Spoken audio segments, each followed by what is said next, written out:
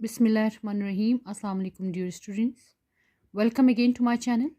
Today we are going to discuss the topic of chemistry class 9. So the topic is mole. In previous lecture we have discussed about the Avogadro's number, and we have also solved the numericals as well.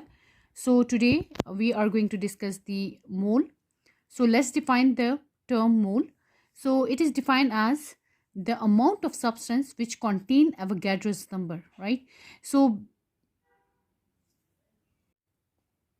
Bismillahirrahmanirrahim. Assalamu alaikum, dear students. Welcome again to my channel. Today we are going to discuss the topic of class 9 chemistry. So in previous lecture we have discussed about the Avogadro's number and we have solved the numerical as well.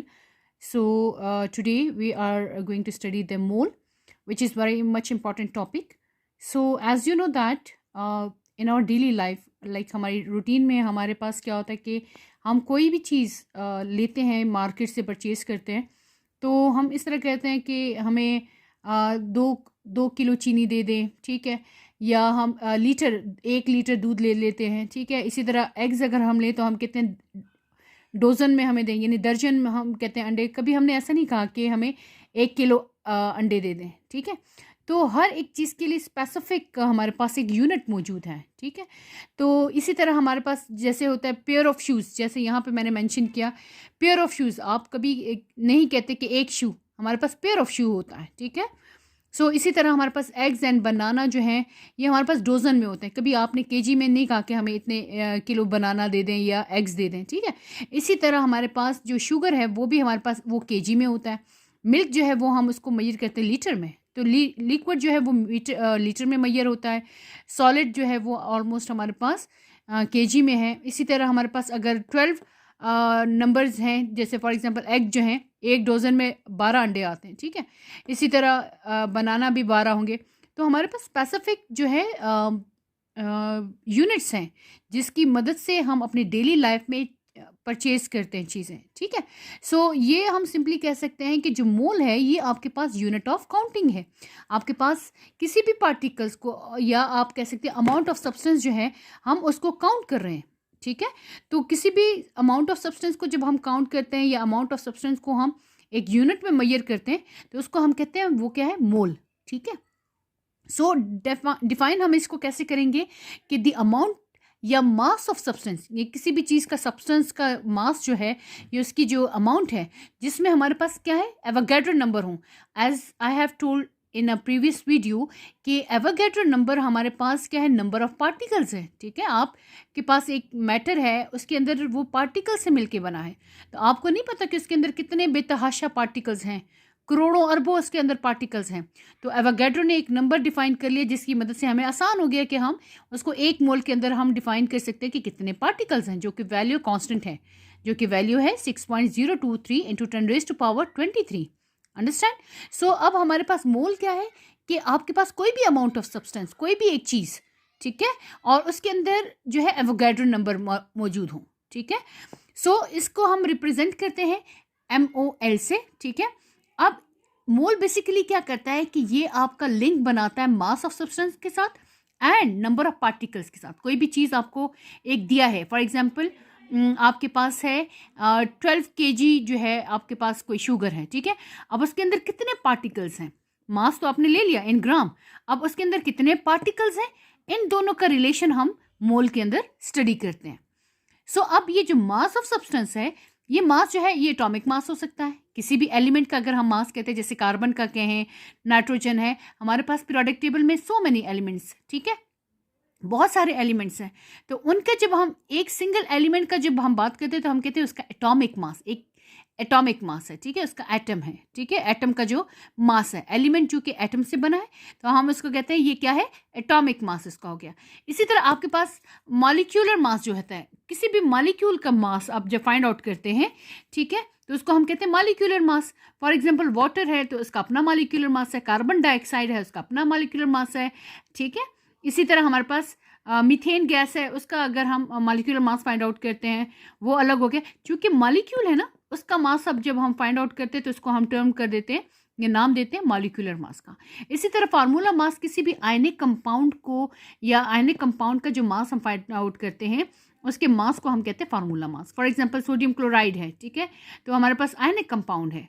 इसी तरह calcium chloride है, सही है। तो ये जितने भी हमारे पास सॉल्ट्स हैं वो हमारे पास आयनिक कंपाउंड्स हैं, तो उनके लिए हम टर्म यूज़ करते हैं। उनका जब मास हम लिखते हैं तो हम कहते हैं इसका ये फार्मूला मास हो गया, ठीक है। अब ये एटॉमिक मास है, मॉलिक्यूलर मास है और फार्मूला मास, इन सब मासेस को जब हम ग्राम में लिखते हैं, ठीक है। फॉर एग्जाम्पल अभी हम आगे डिस्कस भी करेंगे, जैसे अब ये कार्बन है तो इसका एटॉमिक मास है जी 12, ठीक है, ये इसका एटॉमिक मास है AMU हम लिखते हैं, एटॉमिक मास यूनिट। अब इसी 12 को मैं लिखूं 12 ग्राम, ठीक है, तो हम कह सकते हैं this is what, this is equal to 1 mole. ये जो मास है, ये जो इसका 12 ग्राम हो गया, दैट इज इक्वल टू 1 मोल, ठीक है।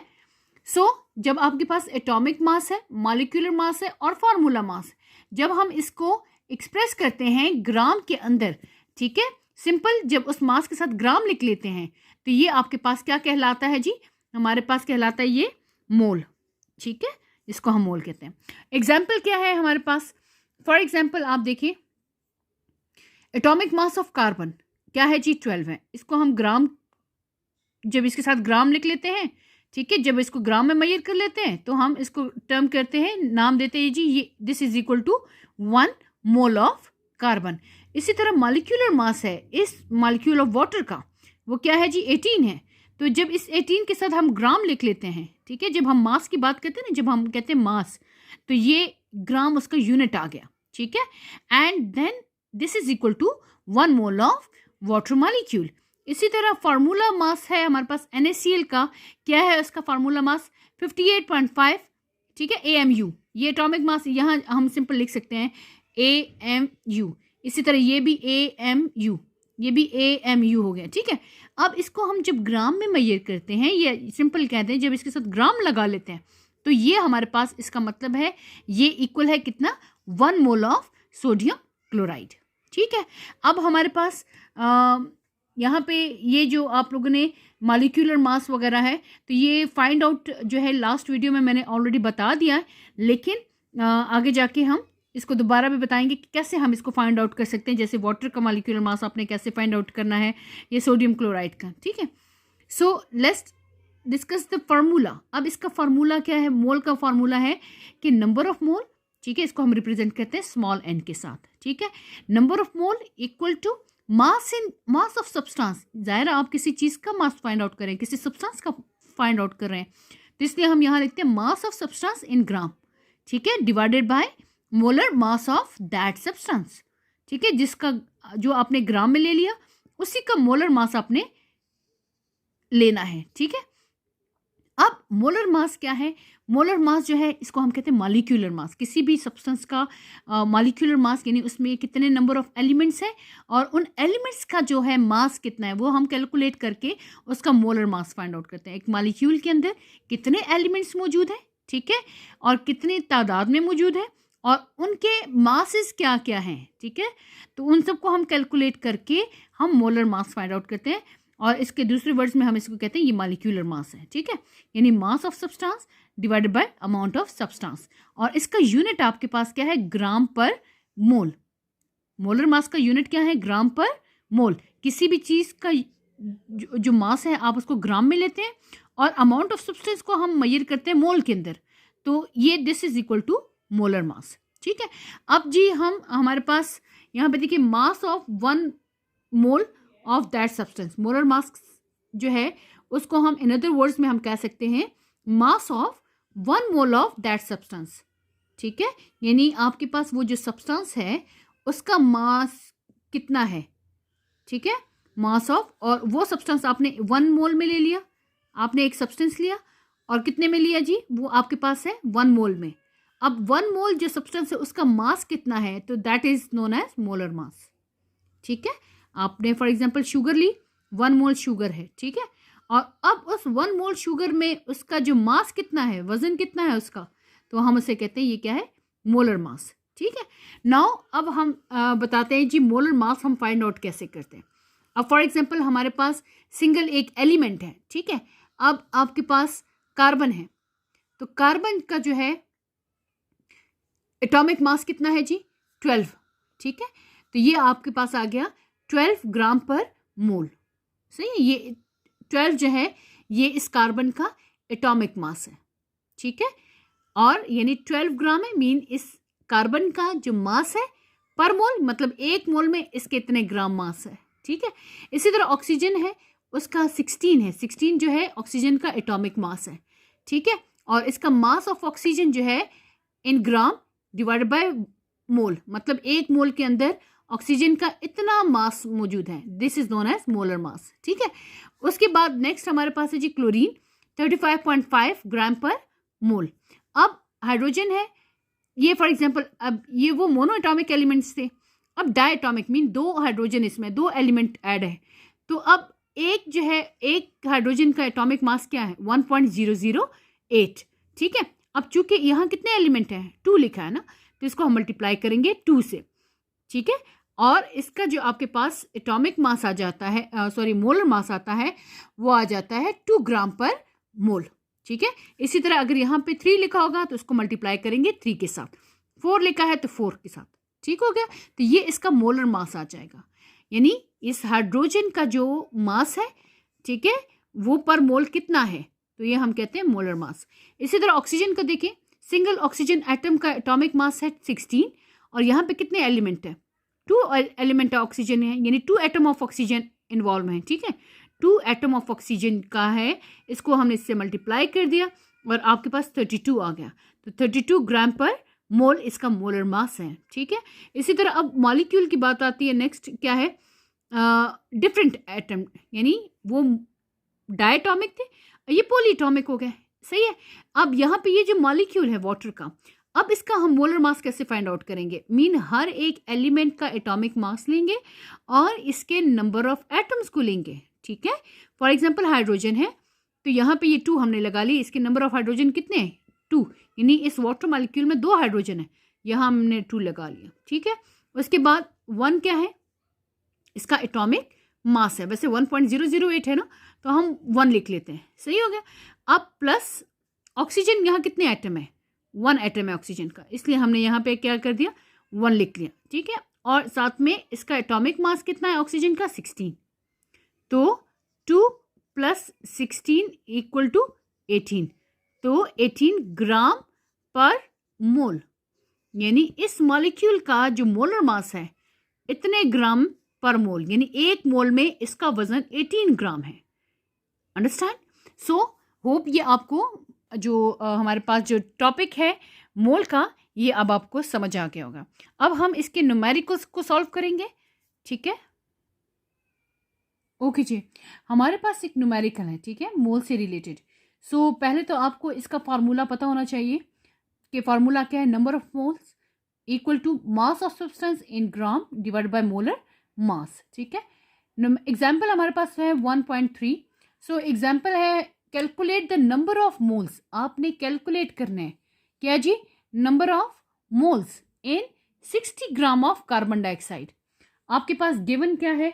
गिवन में आपके पास गिवन है मास। ठीक है, mass in gram, mass in ग्राम या मास ऑफ, आप सिंपल कर सकते हैं, mass of carbon dioxide in gram. ठीक है, क्या है हमारे पास? 60 ग्राम लिख लिया आपने।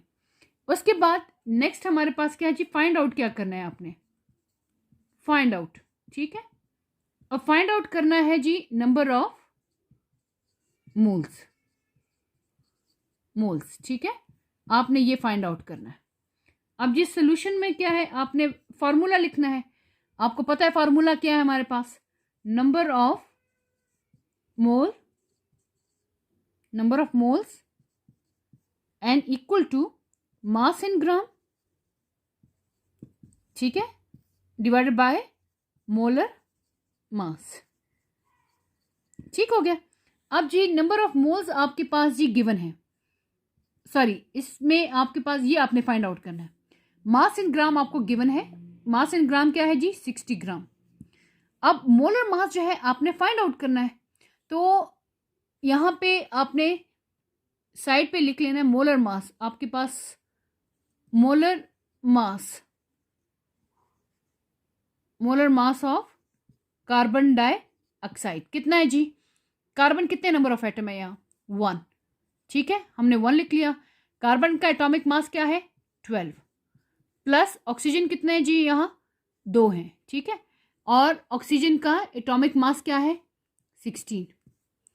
तो ये हो गया 12 और 16 2 ज़ा 32, ठीक है, और ये कितना हो गया? तकरीबन 44। मोलर मास है, यूनिट क्या है? ग्राम पर मोल। अंडरस्टैंड? ये आपके पास आ गया इसका जी मोलर मास। आपने एंट्री कर देनी है इसमें। मास इन ग्राम कितना है? 60 ग्राम, और मोलर मास कितना है? 44 ग्राम पर मोल, ठीक है। ग्राम ग्राम से कैंसिल हो गया। अब इसको आपने डिवाइड कर देना है, सही है। आपके पास इसकी वैल्यू क्या आ जाएगी? आप डिवाइड कर ले तो आपके पास इसकी वैल्यू आ जाएगी 1.364 मोल, ठीक है। ये आपके पास मोल कितना आ गया? 1.364। अंडरस्टैंड? चलिए अब हम नेक्स्ट एग्जांपल करते हैं इसकी। ओके, नेक्स्ट न्यूमेरिकल है हमारे पास, how many moles of carbon dioxide are there in 3.01 into 10⁻23 molecule of carbon dioxide. अब आपने इसमें क्या फाइंड आउट करना है? नंबर ऑफ मोल्स को फाइंड आउट करना है, लेकिन यहाँ पे आपके पास क्या है? मॉलिक्यूल्स गिवन है। तो अगर आपने प्रीवियस वीडियो मेरी देखी हो एवोगैड्रो नंबर की, तो उसमें भी हमने जो है इसका फार्मूला वगैरह एक्सप्लेन किया था, और उसका एक न्यूमेरिकल एक्सप्लेन किया है वहाँ, ठीक है। तो आप लोग उससे भी मदद ले सकते हैं, या सिंपल मैं अभी आपको इसका यहाँ भी सोल्यूशन बता देती हूँ, ठीक है। तो गिवन में आपके पास क्या, पहले तो गिवन में देखना है क्या है? 3.01, ठीक है। तो हम लिख लेंगे क्या है जी? Number of molecules of carbon dioxide कितना है जी? नंबर ऑफ मॉलिक्यूल्स है 3.01 इंटू 10⁻23 मॉलिक्यूल्स हैं, ठीक है। अच्छा, अब आपने फाइंड आउट क्या करना है? आपने फाइंड आउट करना है जी नंबर ऑफ मोल्स, ठीक है। आपने नंबर ऑफ मोल्स को फाइंड आउट करना है। अब आपके पास फॉर्मूला है एक, नंबर ऑफ मोल्स, ठीक है, इक्वल नंबर ऑफ पार्टिकल्स, ठीक है, particles divided by Avogadro's number. ये कल हमने एवोगैड्रो नंबर में ये डिस्कस किया था, ठीक है। प्रीवियस वीडियो आप देख लें जिन्होंने नहीं देखी। सो अब नंबर ऑफ पार्टिकल्स जो हैं, पार्टिकल्स से मुराद है एटम हो या आयन हो या मॉलिक्यूल हो, ठीक है। तो यहाँ पे वैल्यू क्या है? हमारे पास मॉलिक्यूल्स हैं, तो इसका मतलब है नंबर ऑफ मॉलिक्यूल्स। तो आप फिर इस मॉलिक्यूल की जगह हम लिख सकते हैं जी n equal to number of molecule divided by Avogadro's number, ठीक है। एवोगैड्रोस नंबर तो हमारे पास कांस्टेंट वैल्यू है, नंबर ऑफ मॉलिक्यूल्स आपके पास गिवन है, फाइंड आउट आपने क्या करना है जी?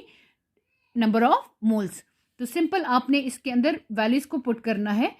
तो ये वैल्यू आपके पास है 3.01 इंटू 10⁻23 मॉलिक्यूल। हमेशा जहन में रखें जब आप न्यूमेरिकल्स करते हैं तो यूनिट ज़रूर लिखें, ठीक है। अगर आप यूनिट नहीं लिखेंगे तो आपके मार्क्स डिडक्ट हो सकते हैं।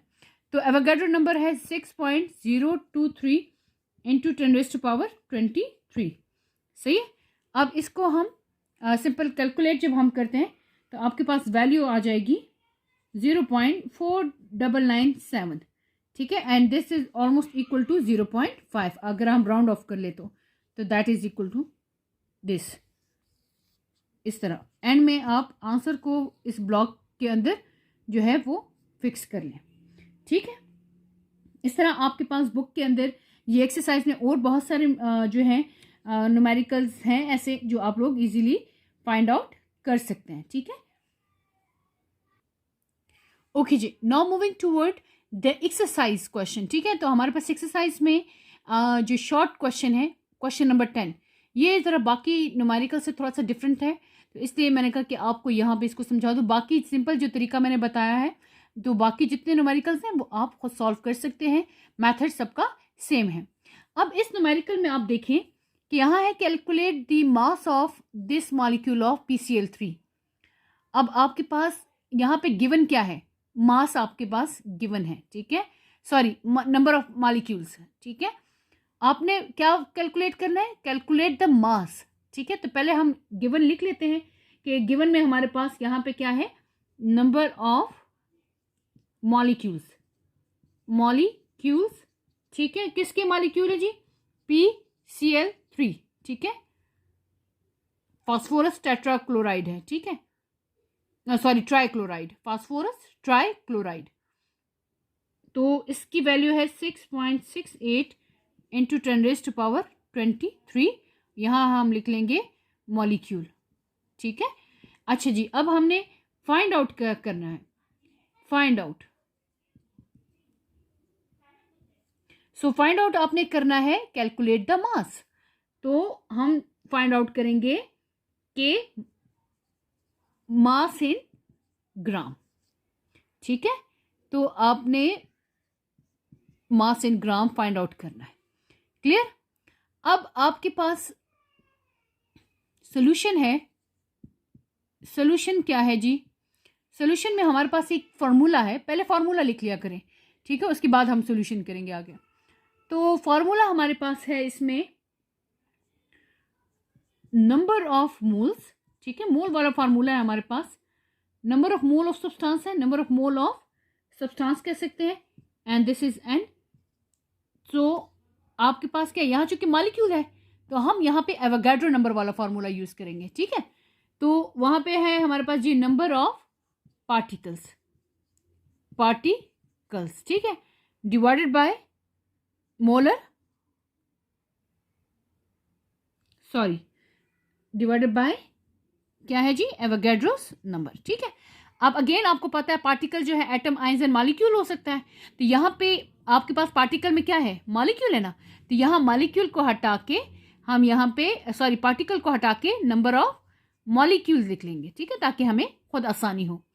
अच्छा, अब यहाँ पे देखिए, थोड़ा सा इस पे फोकस करें कि आपको दिया गया है जी number of molecules, find out करना है मास इन ग्राम, जबकि फॉर्मूला आपके पास है number of mole equal number of molecule divide by Avogadro number. अब आपको पता है कि नंबर ऑफ मोल किसके इक्वल है, ठीक है, mass in gram divided by molar mass, ठीक है। एंड बाकी ये इसी तरह लिखेंगे, हमारे पास नंबर ऑफ मॉलिक्यूल है डिवाइडेड बाय एवोगाड्रोस नंबर। अब यहां पे देखें आपके पास आया जी molar mass. First you have to calculate the molar mass, ठीक है। सो आप लिख लें जी मोलर, या आप यहां पे ना लिखें, ठीक है, यहीं पे ऊपर गिवन के साथ यहां पे लिख लो जी मोलर मास। आपके पास मोलर मास क्या है, PCl3 है ना, ठीक है।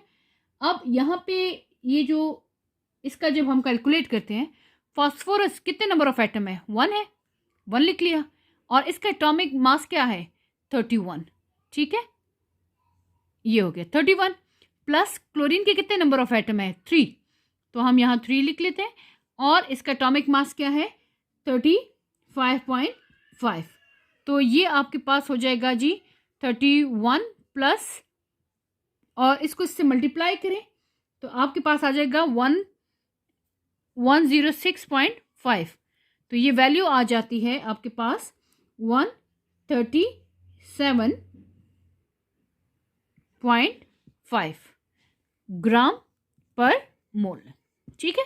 ये भूलना नहीं है, ये आपके पास मोलर मास आ गया, क्लियर हो गया। सो फर्स्ट आपने न्यूमेरिकल का जो है पहले फार्मूला लिखना है, ताकि आपको आइडिया हो जाए कि इसमें क्या क्या मांगा गया है, क्या फाइंड आउट करना है, उसके मुताबिक आप चीज़ें वहाँ लिखते जाएंगे, सही हो गया। अब मास इन ग्राम आपने फाइंड आउट करना है, और यहाँ पे बाकी चीज़ें अवेलेबल हैं, तो अब हम क्या कर सकते हैं कि मल्टीप्लाई करेंगे बोथ साइड पे, ठीक है। अगर हम मल्टीप्लाई करें बोथ साइड को मोलर मास के साथ, ठीक है, multiply on both side with what, molar mass, ठीक है, यहाँ भी मोलर मास है, मोलर मास, ठीक है। यानी ये आपने नेक्स्ट इक्वेशन, या चले हम नेक्स्ट इक्वेशन में लिखते हैं, इसी के साथ आप ना करें ताकि कंफ्यूज ना हो जाए, ठीक है। अब नेक्स्ट हम करेंगे कि multiply molar mass on both side, ठीक है। तो हमारे पास हो जाएगा ये मोलर मास, ठीक है, और ये एज इट इज आएगा जी mass in gram divided by molar mass, ठीक है, इक्वल नंबर ऑफ मॉलिक्यूल, ठीक है, divided by Avogadro's number. Again इसको भी मल्टीप्लाई करेंगे किससे, ये मोलर मास से। ये मोलर मास इस मोलर मास से कैंसिल हो गया, आपके पास क्या रह गया, mass in gram equal number of molecule divided by Avogadro's number, और मल्टीप्लाई हो गया किसके साथ जी, मोलर मास, ठीक है। अब आपने इसमें वैल्यूज पुट करनी है। अब आप देख लें कि आपके पास क्या है जी, नंबर ऑफ मॉलिक्यूल्स कितने हैं, वहां पे ऊपर देखें 6.68, ठीक है। तो ये हो गया 6.68 इंटू 10⁻23, ठीक है। और ये डिवाइड यहाँ भी लगा क्योंकि जगह नहीं है, तो एवोगैड्रोस नंबर की वैल्यू क्या है, 6.023 इंटू 10⁻23, ठीक है। और मल्टीप्लाई करेंगे जी, मोलर मास कितना आया था हमारे पास, 137.5 ग्राम पर मोल, अंडरस्टैंड। तो इसको आप पहले डिवाइड कर लें, जो वैल्यू आ जाएगी उसको फिर आपने इससे मल्टीप्लाई कर देना है, ठीक है। सो आपके पास इसका आंसर आ जाएगा नियर टू 152.48, ठीक है, ग्राम पर मोल। आपकी बुक में है 153, तो यहाँ पे हमने इसको राउंड ऑफ कर लिया, ठीक है। सो ये थोड़ा सा चेंज न्यूमेरिकल था जो आपकी बुक में है। बाकी होप आपको इसकी समझ आ गई होगी। सिर्फ आपने दो फार्मूलाज याद रखने हैं, एक क्या, एक नंबर ऑफ मोल वाला, ठीक है, mass in gram and molar mass, और दूसरा है number of mole equal to number of particles divide by Avogadro number. अब पार्टिकल्स में आपके पास एटम है, आयंस है और मॉलिक्यूल्स हैं। तो क्वेश्चन में दिया होगा कि आपने एटम, आपके पास इतने एटम्स हैं, इतने आयंस हैं, इतने मॉलिक्यूल्स हैं, ठीक है। तो उसमें आपने कंफ्यूज नहीं होना। क्लियर हो गया। सो होप आज की वीडियो आपको अच्छी लगी होगी। अगर फिर भी कंफ्यूजन है न्यूमेरिकल्स के हवाले से, आप कमेंट में पूछ सकते हैं। Thank you.